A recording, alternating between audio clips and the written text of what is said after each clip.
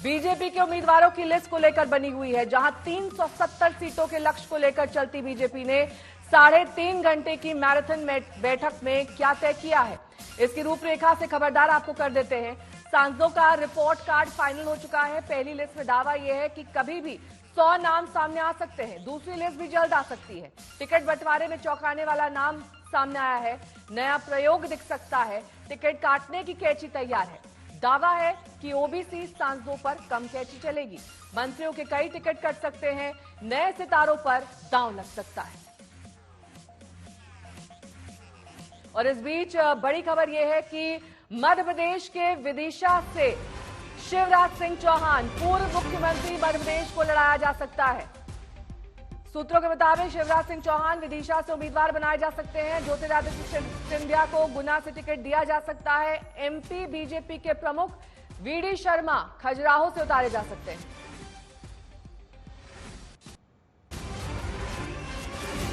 तो मध्य प्रदेश में भी संभावित नामों की सूची जल्द आ सकती है। खजुराहो से वीडी शर्मा लड़ाए जा सकते हैं। गुना से लड़ सकते हैं ज्योतिरादित्य सिंधिया। वहीं विदिशा से शिवराज सिंह चौहान, पूर्व मुख्यमंत्री।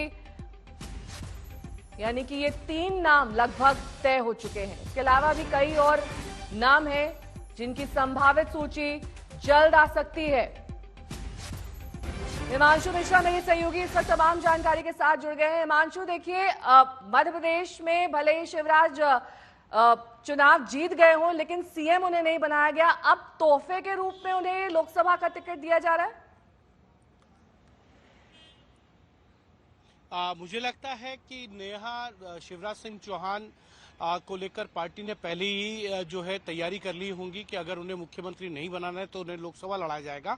और शिवराज सिंह चौहान पहले भी सांसद रह चुके हैं विदिशा से, और विदिशा सीट जो है वो अटल बिहारी वाजपेयी भी उस सीट से चुनाव लड़े हैं, जीते हैं। शिवराज सिंह चौहान ने भी वहां से जो है कई बार जोर आजमाइश की है और चुनाव जीते हैं वहां पे। तो उस विदिशा या भोपाल सीट से जो है शिवराज सिंह चौहान को लड़ाया जा सकता है। इस तरीके की खबरें जो है अभी तक आ रही हैं। जब तक मुझे लगता है सूची ना आ जाए तब तक तो ये कहा जा सकता है कि शिवराज सिंह चौहान विदिशा या भोपाल से लड़ेंगे। लेकिन देखना यह है कि अंत में पार्टी किस पर फैसला लिया।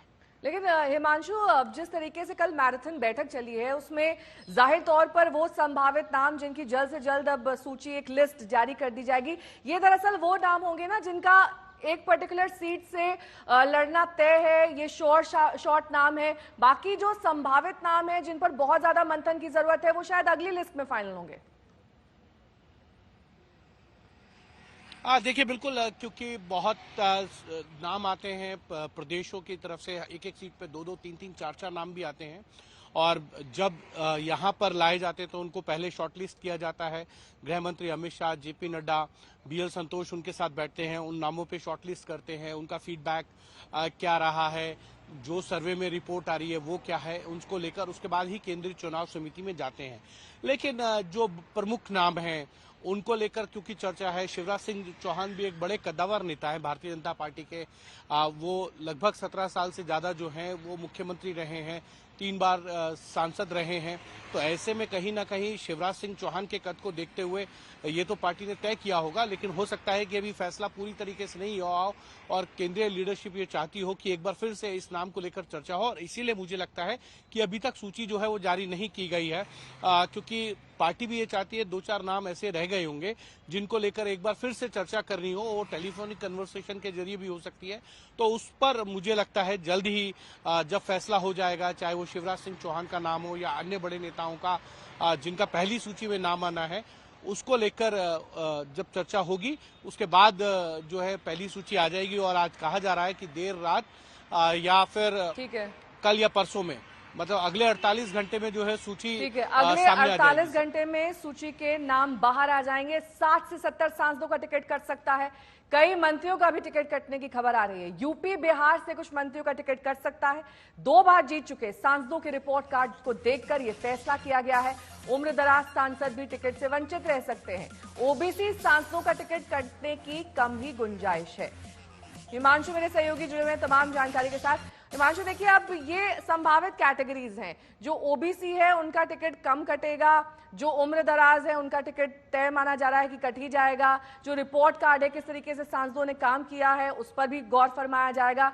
लेकिन कुछ एक पर्टिकुलर नाम है जिनको लेकर चर्चा की जानी चाहिए। ज्योतिरादित्य सिंधिया का नाम मसलन, क्या जब उन्होंने पार्टी ज्वाइन की थी इसी शर्तों पर की थी कि उन्हें कैबिनेट मंत्री का ओहदा दिया जाएगा और उसके बाद लोकसभा चुनाव में भी टिकट दिया जाएगा? देखिए, मुझे लगता है कि जब वो आए थे अपने समर्थक विधायकों के साथ तो कुछ ना कुछ तो डील रही होगी। उनके विधायकों को भी मंत्री बनाया गया था और ज्योतिरादित्य सिंधिया को जब कैबिनेट रिशफल हुआ तो उनको मंत्री बनाया गया। साथ में राज्यसभा तो उनको आने के बाद ही दे दी गई थी। तो कहीं ना कहीं ज्योतिरादित्य सिंधिया गुना, ग्वालियर, मुरैना ऐसी किसी भी सीट से जो है चुनाव लड़ सकते हैं। पिछली बार वो गुना सीट से लड़े थे, भारतीय जनता पार्टी के उम्मीदवार ने उनको हरा भी दिया था, 1 लाख से ज्यादा मतों से हारे थे। और अब देखना यह है कि बीजेपी इस बार उनको गुना सीट से ही लड़ाएगी या फिर ग्वालियर, मुरैना या शिवपुरी जैसी सीटों से भी उनको मैदान में उतारने की तैयारी कर रखी है भारतीय जनता पार्टी ने। लेकिन इतना जरूर है कि ज्योतिरादित्य सिंधिया जो है वो लोकसभा चुनाव जरूर लड़ना चाहते हैं। ठीक है, आप बने रहिए हमारे साथ, क्योंकि नमो ऐप पर जनता से सांसदों के बारे में फीडबैक लिया गया और जनता से अपने अपने क्षेत्र में 3 सर्वाधिक लोकप्रिय बीजेपी नेताओं के नाम पूछे गए। पिछले 2 सालों से बीजेपी सांसदों से लगातार उनके काम के बारे में रिपोर्ट मांगी गई। सर्वेक्षण करने वाली एजेंसियों से हर संसदीय क्षेत्र की रिपोर्ट मांगी गई। बीजेपी शासित राज्यों में हर संसदीय क्षेत्र में मंत्रियों की ड्यूटी लगाई गई, मंत्रियों ने रिपोर्ट दी। इसके अलावा प्रदेश संगठन और आरएसएस से फीडबैक लिया गया। हिमांशु मेरे सहयोगी जुड़े हुए हैं तमाम जानकारी के साथ। हिमांशु देखिए, जो रिपोर्ट कार्ड तैयार किया गया है ना, उसकी भी एक बहुत गहन प्रक्रिया है। बहुत बारीकी से मामले की तह तक जाकर ग्राउंड रिपोर्ट ली गई है, बूथ लेवल कार्यकर्ता से लेकर वहां के लोगों से रायशुमारी की गई और तब ये रिपोर्ट कार्ड तैयार हुआ है। देखिए, बिल्कुल रिपोर्ट कार्ड इसी आधार पर तय किया जाता है। अलग अलग चीजों को लेकर सांसदों की, मंत्रियों की फीडबैक क्या है, कार्यकर्ताओं से भी लिया जाता है, आम जनता से भी लिया जाता है। साथ ही साथ जो सांसद हैं, मंत्री हैं, उन्होंने पार्टी के यानी संगठन के कार्यों में, प्रोग्राम्स में या सरकार के कार्यक्रमों में कितने शामिल हुए, उनकी भागीदारी कितनी रही है, उसकी रिपोर्ट भी तैयार की गई है। और साथ ही साथ जो है वो उसके साथ जो है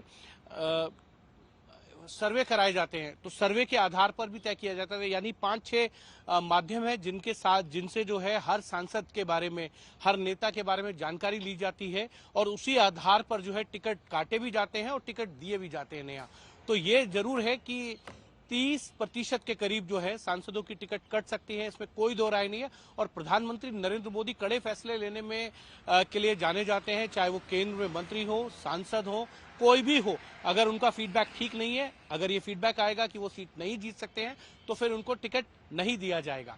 इस चीजों को प्रधानमंत्री बहुत खुले मन के साथ विचार करते हैं। वो ये नहीं देखते हैं कि ये कौन अपना है, कौन पराया है। वो बात को संगठन की जब रिपोर्ट आती है तो वो पूछते हैं कि भाई ये जीत सकते हैं या नहीं जीत सकते। अगर नहीं जीत सकते हैं तो फिर इनको अलग जिम्मेदारी दीजिए, पार्टी में, संगठन में या किन्हीं अन्य कार्यों में लगाएं, लेकिन चुनाव के लिए उसी को लड़ाया जाए जो चुनाव जीत सकता हो। ठीक है, बहुत बहुत शुक्रिया इस तमाम जानकारी के लिए आपका हिमांशु। और अब इस वक्त सबकी निगाहें उत्तर प्रदेश पर भी लगी हुई हैं, जहां से 2 खबरें आई हैं। एक खबर है यूपी में 80 सीटों में से 6 सीटें अपने सहयोगी दलों को देने के लिए बीजेपी में दावा यह है कि सहमति बन चुकी है।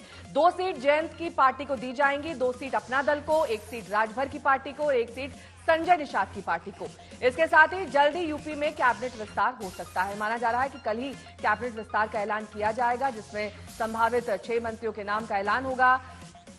सीटों का बंटवारा किस तरीके से होगा? 74 सीटों पर बीजेपी लड़ेगी, अपना दल 2 सीटों पर लड़ेगी। उत्तर प्रदेश में सहयोगी दलों को 6 सीटें दी जाएंगी, असम में 3 सीटें, झारखंड में 1 सीट और बिहार में अभी बातचीत चल ही रही है। महाराष्ट्र में भी बातचीत बाकी है कि सहयोगी दल को कितनी सीटें दी जाएंगी। तो एनडीए में सीटों का बंटवारा किस तरीके से किया जाएगा, इस पर भी मंथन तेजी से चल रहा है।